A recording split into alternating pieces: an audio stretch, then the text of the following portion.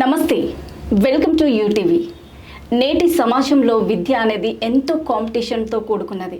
అయినప్పటికీ ప్రతి ఒక్క విద్యార్థి ఏదో ఒక రంగంలో రాణించాలి, తన గుర్తింపును తాను తెచ్చుకోవాలి అనే సంకల్పంతో ముందుకు వెళ్తూనే ఉన్నారు. అయినప్పటికీ కొంతవరకు ప్రయాసము, కొంతవరకు ఆరాటము.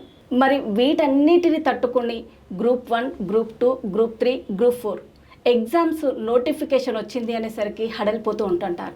మరి అలాంటి సందర్భంలో అసలు ఆ విద్యార్థి ఎలా ఫోకస్ చేయాలి, ఆ సబ్జెక్ట్స్ పైన ఎలాంటి జాగ్రత్తలు తీసుకొని ఎలా మెలకువతో వాటిలో ఉన్నటువంటి నైపుణ్యాన్ని గుర్తించాలి అనే అంశంతో మనతో చర్చించడానికి మన స్టూడియోలో ఉన్నారు Prithvi study circle managing director PP Chauhan garu. Hello sir. నమస్కారం. ఎలా ఉన్నారు సార్? బాగున్నానమ్మా, మీరు బాగున్నారా? బాగున్నాను సార్. గ్రూప్ 1 నోటిఫికేషన్లు మేలో రాబోతున్నట్లు గవర్నమెంట్ ఒక నోటిఫికేషన్ జారీ చేసేసింది. సో దీని ప్రాసెస్లో మేలో నోటిఫికేషన్ రాబోతుంది కాబట్టి గ్రూప్ 1కి ప్రిపేర్ అయ్యే విద్యార్థులు ఎలాంటి జాగ్రత్తలు తీసుకోవాలి, ఎలా ప్రిపేర్ అవ్వాలి అసలు? ఇప్పుడు జనరల్గా అయితే ఆల్రెడీ గ్రూప్ 1 ప్రిలిమినరీ రాసినోడు మెయిన్స్ రిజల్ట్ కోసం, ఫైనల్ రిజల్ట్ కోసం వెయిట్ చేస్తుంది.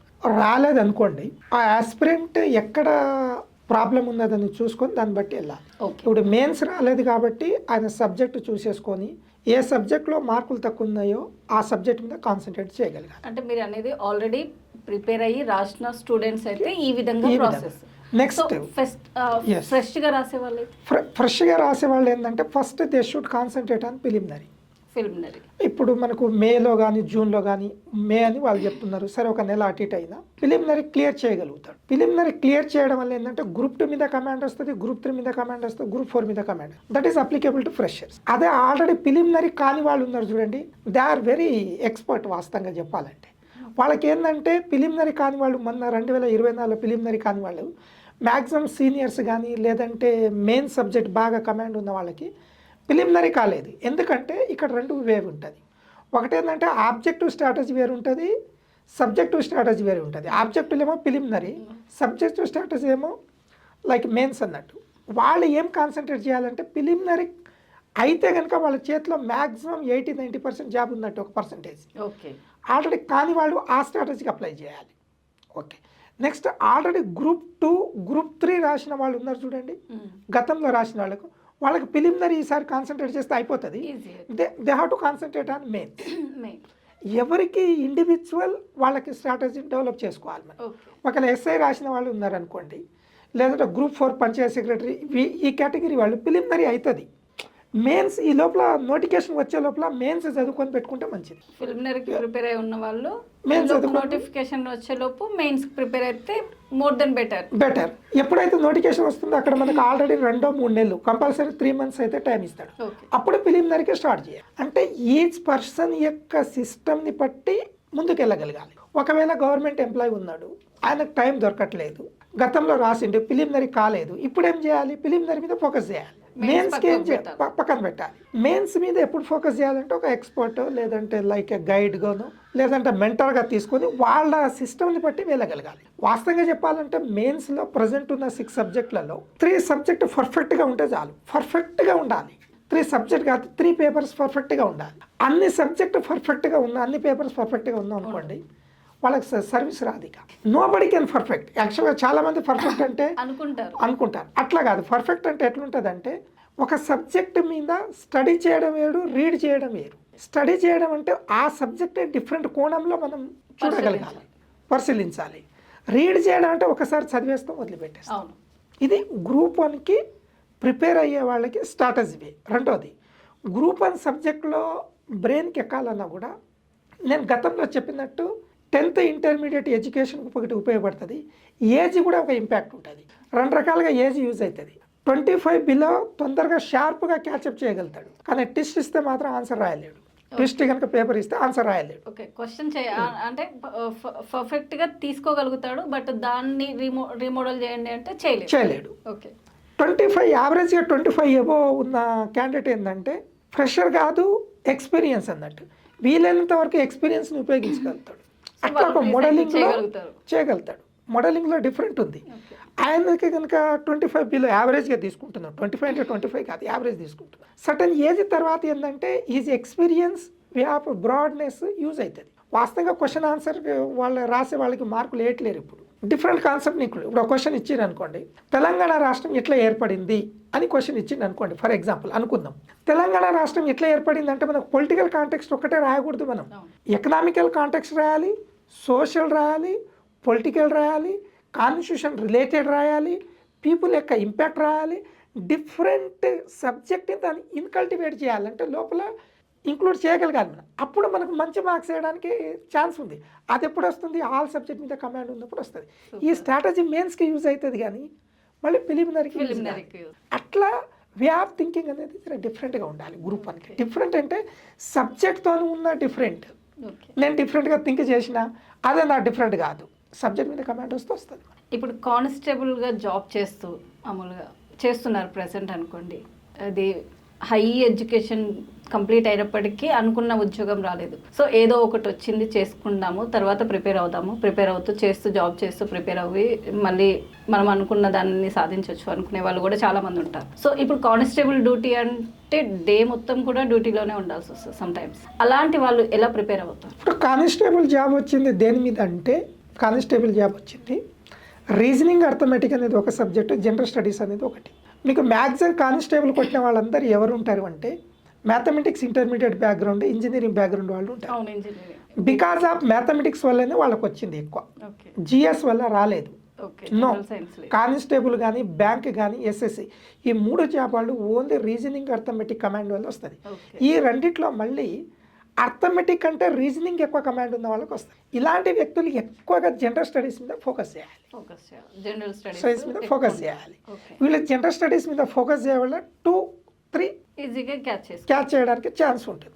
అట్లా ఒక్కొక్కరికి ఒక్కొక్క సిస్టమ్ ఉంటుంది అన్నట్టు. ఇప్పుడు కానిస్టేబుల్ జాబ్ వచ్చిన అతను ఎస్ఐకి కాన్సన్ట్రేట్ చేయగలగాలి, ఎందుకంటే అక్కడ కూడా రీజనింగ్, అర్థమెటిక్ ఒక సబ్జెక్ట్గా ఉంటుంది కాబట్టి. ఇది అందుకనే మీకు కానిస్టేబుల్ కొట్టిన వాళ్ళందరూ నేను అబ్జర్వ్ చేసినంత వరకు స్టడీలో మోర్ దాన్ 70% అంత engineering background student, mathematics background student. మీకు ఒక బైపీసీ క్యాండిడేట్ కానిస్టేబుల్లో ఉండడు, ఉంటే ఎక్కడ ఫైర్లోనో ఇంకోటో అక్కడ ఉంటాడు. ఒక కామర్స్ స్టూడెంట్ ఇంటర్మీడియట్లో కానిస్టేబుల్కి రాడు. It is rare condition. Of course కొంతమంది ఉండొచ్చు, ఉమెన్ ఆ పర్టికులర్స్ డిస్టిక్లో కాంపిటీషన్ లేక ఇట్లా. అసలు ఈ దేని బేస్ చేసుకొని ఎగ్జామ్ జరుగుతుందనే సీక్రెట్ మనకు తెలియాలి ఏ ఎగ్జామ్కి అయినా.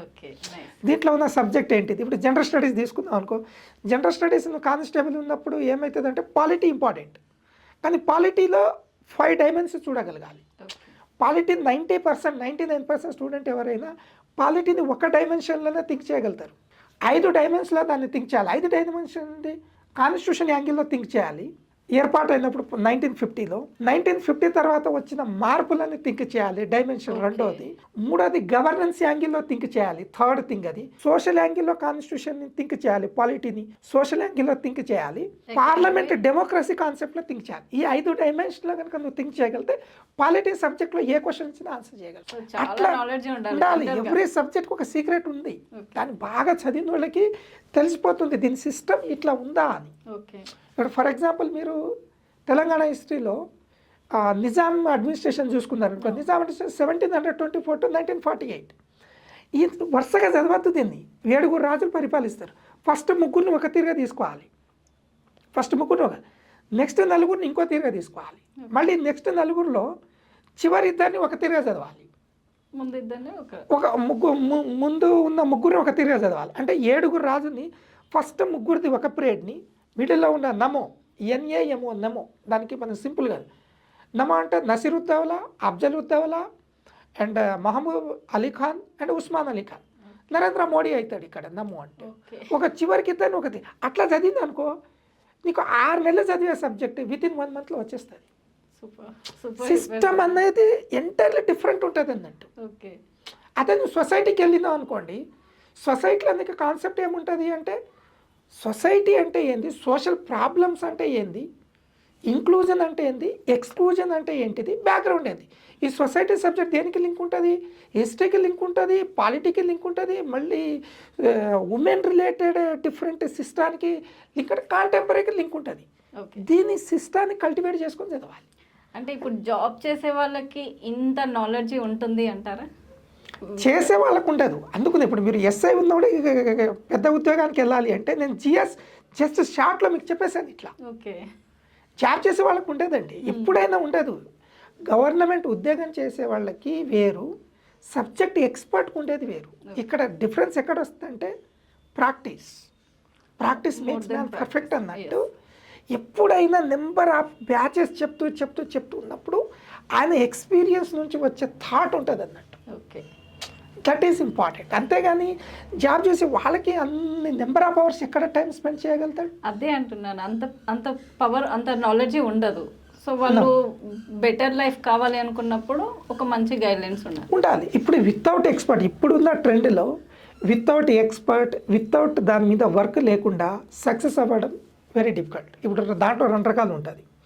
ఒకటేమో మన దగ్గర మనీ ఉంది, మనం పెట్టగలిగే స్తోమత ఉన్నప్పుడు కోచింగో లేదంటే గైడెన్సో లేకపోతే లైక్ డిఫరెంట్ సిస్టాన్ని కొంతమంది మోటివేట్ చేసే వాళ్ళ దగ్గరను మెంటర్గాను ఇట్లా వెళ్ళిపోతారు.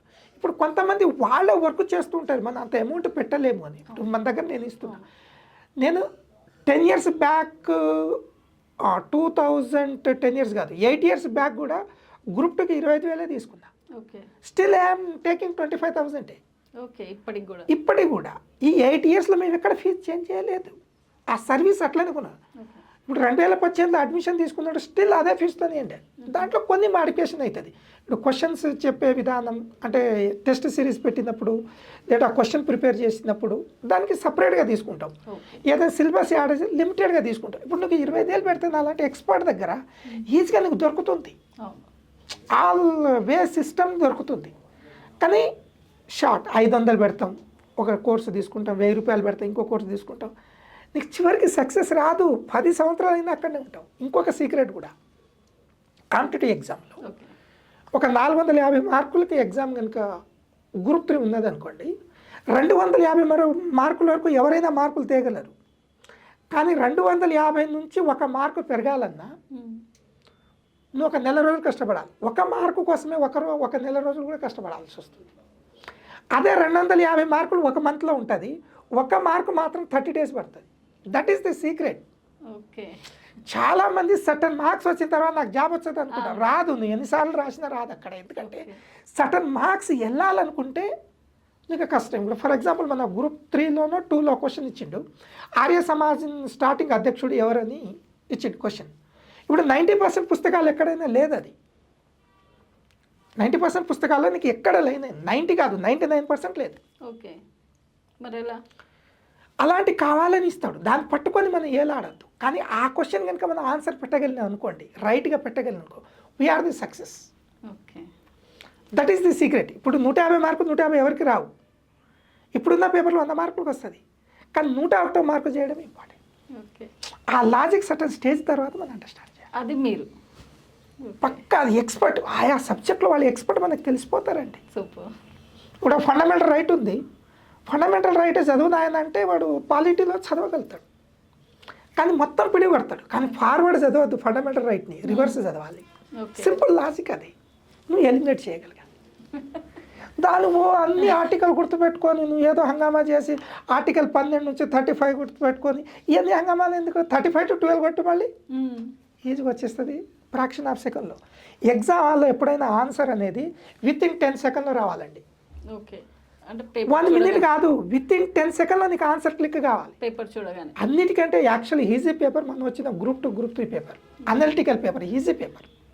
కానీ వీళ్ళకి ఈజీ కాదు, అది టఫ్ అయింది. ఎందుకు అయిందంటే టెక్స్ట్ బుక్ చదవలేక, ఇప్పుడు నేను చెప్పిన లాజిక్ ఉంది చూడండి, ఆ లాజిక్ని పట్టలేక క్వశ్చన్ మొత్తం చదువుతారు. ఇప్పుడు స్టేట్మెంట్ 5 ఉంటుందండి, 5 4 ఇస్తాడు, కానీ ఈ కింది వాటిలో ఏది సరైంది ఏది సరి కానిది అని క్వశ్చన్ ఇచ్చింది అనుకోండి, ఈయన 5 స్టేట్మెంట్ ఇస్తే 5 స్టేట్మెంట్ చదువుకుంటూ పోతాడు. No, that is not way. Secret is first ఒక లాస్ట్ స్టేట్మెంట్ చదువు, డిలీట్ చేయదాన్ని, అది రైటా కాదా, మధ్యలో డిలీట్ చేయదాన్ని రైటా కాదా, అప్పుడు నీకు ఆన్సర్ వస్తుంది.